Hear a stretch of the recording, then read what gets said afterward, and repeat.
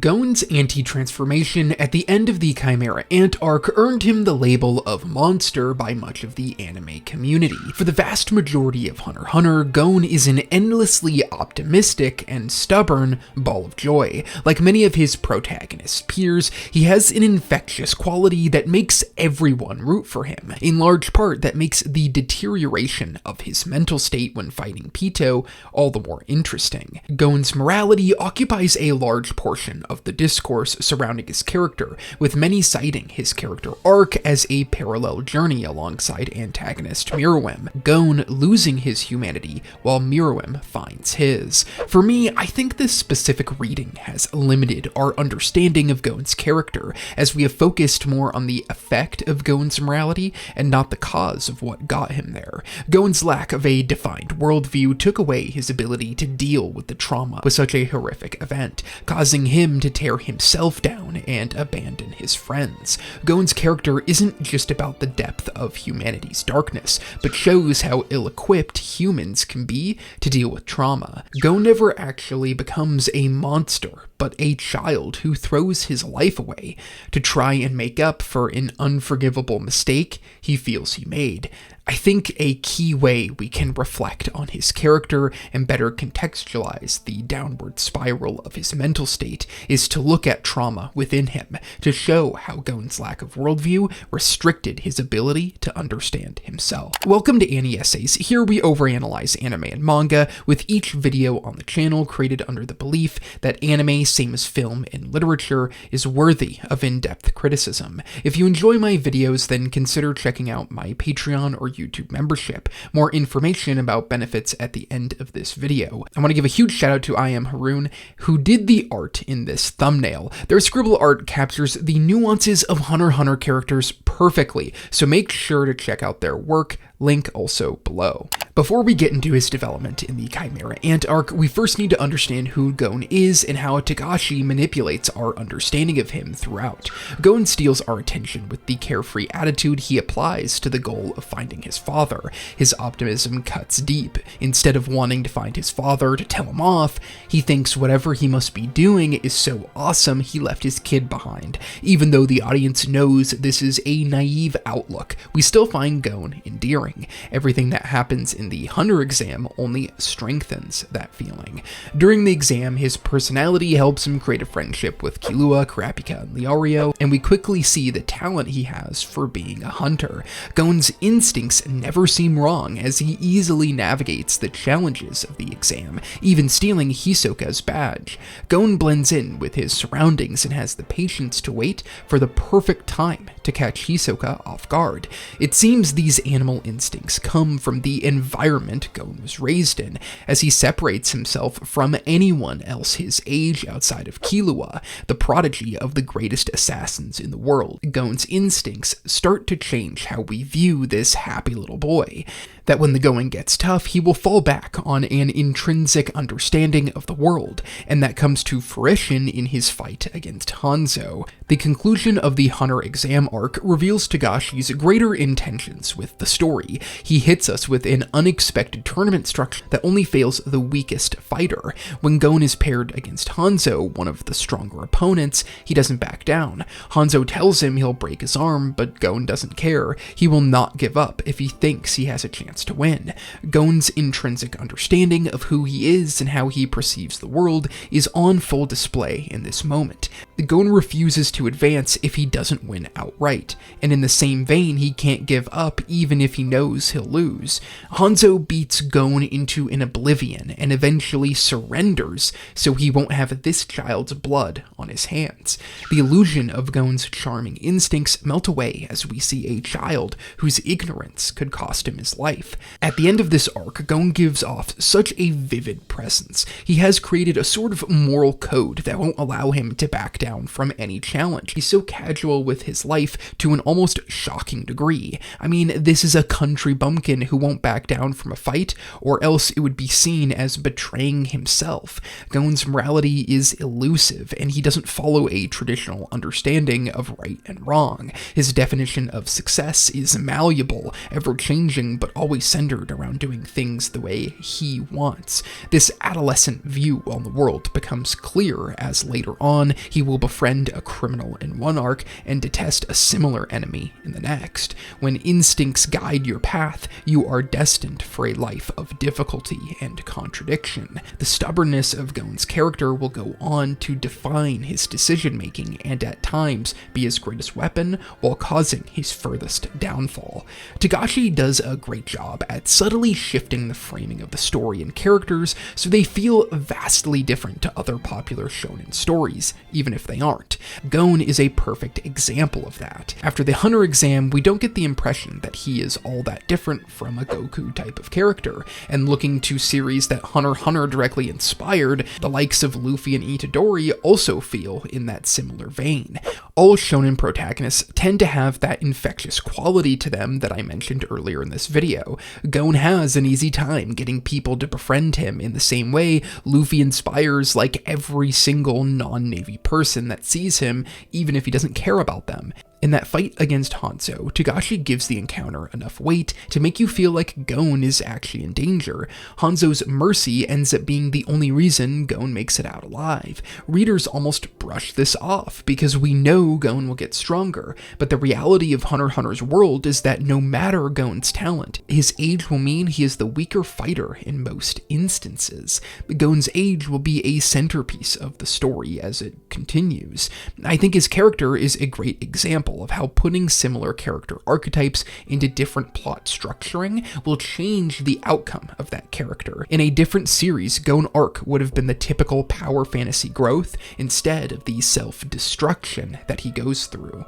A pattern emerges with Gon, as noted by many, through the foreshadowing of injuring his arm. It starts with Netero testing Gon, playing a game without a hand or a piece of himself. Gon's moments of pride usually results in him injuring an arm. I love the imagery here of Gon pursuing a goal so rigidly and violently that he will leave behind a piece of himself to accomplish it. The deterioration or lack of care for oneself is what's important, as Gon narrows his perspective and refuses to adapt his outlook on situations. He then dilutes his sense of self. Gon creates this black and white worldview that will get challenged as the story goes on. As situations in the world grow more complex, he fails to have a strong system to cope when things turn gray. Gon's potential complicates his penchant for self-harm. Because everyone can see the talent, they don't mind him acting recklessly because things tend to work out. But what will happen when Gon finds himself in a situation where he isn't spared for his future potential, like he was against Hanzo in the troop? Gon's age is a major key to the story, one that I don't think gets talked about enough. Kurapika and Leario are both teenagers, while Gon and Killua are younger than that. And the rest of the series, they are pretty much surrounded by adults pursuing their own goals. Because of his instincts and raw potential, Gon finds himself in these situations that no child should ever have to navigate, and that actually leads to some of the most invigorating elements of the show. In a lot of ways, Gon acts like an animal, feeling out situations based on what his gut tells him to do. That makes it so fun to watch him fail in outmaneuvering the troop, or seeing the lengths he will go to appease his pride against Genthru. All the while, he is the happiest and most adorable little guy who occasionally shows frightening intensity. And that is the context of the character going into the Chimera Ant arc. The central understanding of the Chimera Ant arc has long been the dichotomy of Gon and Meruem, as Gon finds darkness within himself and Meruem finds humanity. Many view Gon's character after this arc as being a bad person raised to be good, opposing the life path of his best friend Killua. The dark side of Gon comes out because he had no other avenue to cope with his grief. After meeting Kite, Gon and Killua train and journey with him in the NGL. They grow in strength with the hope of helping Kite stop the Chimera Ants before the problem grows out of hand. Kite stresses how dangerous this could be, but is still willing to bring the boys along. Turns out they were too late, as Pito had already been born, and explodes into the narrative, taking Kite's hand, showing enough strength to kill all three of them. This moment comes in one of my favorite anime episodes of all time, as the narrative shifts into the reality of the Chimera Ant's strength. At this point in the story, we think things will go just as they have in previous arcs for Gon. Sure, he might get into trouble, but in the same way it happened with Hanzo and the Troop, or the game of Great Island, Gon's age and the mercy of his foes won't result in his stubbornness getting him killed, but Pido is an animal who wants to see the ends of their strength. Kite tells them to run. Gon doesn't listen, deciding to power up instead, until Killua knocks him unconscious and flees, leaving Kite with one hand to try and overcome Pido. Now Gon lives in a world of delusion, assuming Kite survived, which will later cause the deterioration of his mental state. In the chapters that follow, Gon and Killua continue their training, and Gon focuses solely on finding Kite. Not long after infiltrating the NGL, they discover Kite's body, which has been turned into a puppet by Pido, a puppet made to fight. In one of the most heartbreaking sequences in all of Hunter x Hunter, Gon reunites with the puppet of Kite, and in response to the creature that has now been made to fight, gives Kite a hug, apologizing and vowing to return Kite to his normal self. For the most part during this time, Gon feels normal, just with more dark moments mixed in as his personality drains anytime Pido or Kite are mentioned. We have seen this story before, as Gon's stubbornness and black and white worldview has him razor-focused on returning Kite and dealing with Pido. There's a small moment right before the palace invasion gets underway that I think is the key to understanding the tragic side of Gon's character. Killua and Morel are explaining the theory that Meruem harmed himself, and as they try to understand what it would take to do that, Gon replies, "When you can't forgive yourself," and we cut to the puppet of Kite. The death of Kite was not Gon's fault. Kite led the mission, and all of them underestimated the situation. Gon's inability to understand where he is at and his failure to understand good and evil leads him down this path of self-harm. Gon has created a strict view of the world, and when things turn horrific, that view forces him to self-harm. During the palace invasion, Gon's perspective on the world gets pushed a step too far as he comes across Pido desperately trying to save an innocent girl. When you judge others within a moment as good or bad, you remove all potential to change and evolve your empathy. For the first time, Gon has run into a situation that totally breaks his understanding of the world. Why would Pido have killed Kite, but saved this girl? In response, Gon turns violent, acting as if he's a monster, but his failure to cope with the complexities of the world and properly grieve his friends leads him down this path, not some inner darkness that reveals his true intentions. Gon created a strict view of the world, and when things turned horrific, that worldview forced him to self-harm. Gon's journey expresses a phenomenon that I think a lot of young people go through.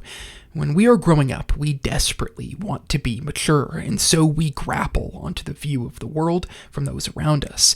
What happens far too often is the choices we make about the world as a kid defines us for the rest of our lives.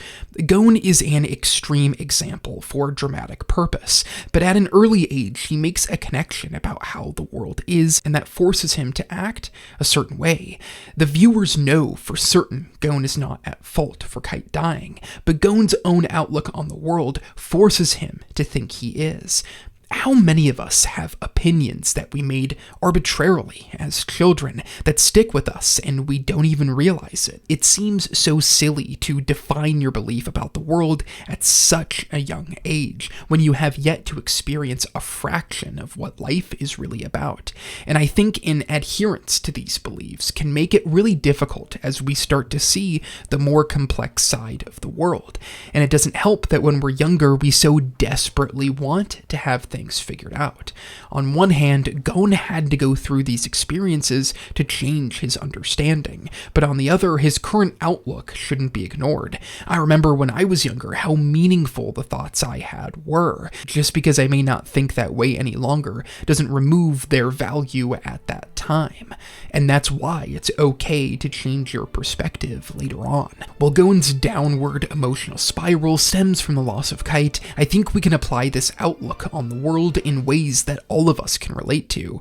The pressure of finding a career feels kind of similar. When we're young, we may be interested in one field over another, but as we get older, our goals may change, but we still feel an existential pressure to be right about what we wanted to do with our lives at a different age. The pressure of adhering to a worldview you created in adolescence can lead us to devaluing ourselves. We put so much pressure on being right in adolescence and not willing enough to course correct as we get older.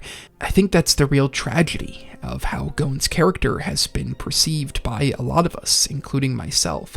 The monster reading of his character does have merit, and so does the idea of the inner malice of humans and how we may find humanity in the most unlikely of places. But to deem a 12-year-old child processing the death of a friend as a monster feels out of touch. We put a lot of pressure on ourselves. Gon believed the death of Kite was due to his weakness, when all of them misevaluated the situation. This isn't to take blame away from Gon in the sense that he could have foreseen this, but that he isn't the sole cause of it, and the vast majority of all the characters we meet in the series would have handled it in the same way. Gon's self-deprecation hits so hard because it's feelings I know, the worry that you let others down around you, the blame you feel when things go wrong, and Gon's leap to throwing his life away to try and make amends for it mixes the audience with sadness and dread instead of the hype those transformations are known for. Aged up Gon is a representation of his potential. One of those realities is the self-imposed burdens we inflict that lead us to isolation. We always need to expand how we understand the world. That comes by engaging with stories and other people to deepen our penchant for empathy within others. This is where the theme of friendship becomes so critical. As we know, if Gon allowed Killua to truly help him, then maybe he could have avoided the self-harm he commits in this arc. Gon reaches to the future to solve his issues, giving up his life to have the strength he would one day acquire. The consequences of this reveals the importance and possibilities that our hardest moments in life can help build a greater foundation. Trauma is never something to be glorified, but understood. All of us have these moments that will break ourselves. A universal experience of living is understanding the pain of losing a loved one. This situation is not a unique one, and if he had the better tools to understand it, then he wouldn't have had to turn away from Killua. Gon isolates himself from his friends and puts all of the pressure, all of the blame of Kite's death on his shoulders. It is a limited outlook on the situation that leads Gon to self-harm, even though he did nothing wrong. But this kind of response was inevitable for him. As time and again with his character, he turned to dark pressure within himself instead of trying to change and grow and work through new situations.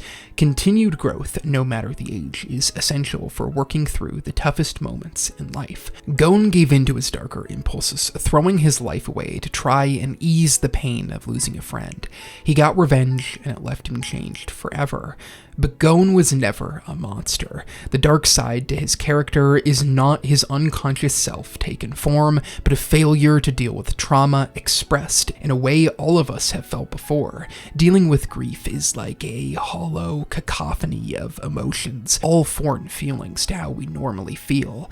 Gon's previous behavior led him to shut out those who could help him. And instead of viewing him as a monster, we should take the lesson from his character that putting less pressure on ourselves and leaning on others can be a possible solution to understand the hardest moments in our lives.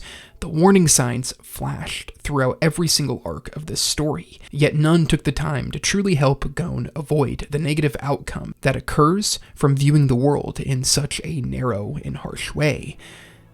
Gon turned to self-deprecation in his darkest moments, and instead of labeling him a monster, we should continue to try to understand why that happened in the first place. Thank you for watching the video. I hope you enjoyed it. I love when new Hunter x Hunter chapters release because it gives me more of a reason to make videos on the series. I want to give another shout out to Aime Analysis, who did the scribble art. They do an amazing job at capturing the striking imagery of Hunter x Hunter while also conveying the duality and nuance within many of the characters. Again, link down below to their work. Please go support them. I also want to shout out all of my patrons and YouTube members. They are all crucial in the continued growth of this channel. If you want to support me through Patreon or my YouTube membership, you do get access to this channel's Discord server, exclusive monthly posts, and your name at the end of every video. Thank you again for watching, and I hope to see you in the next one.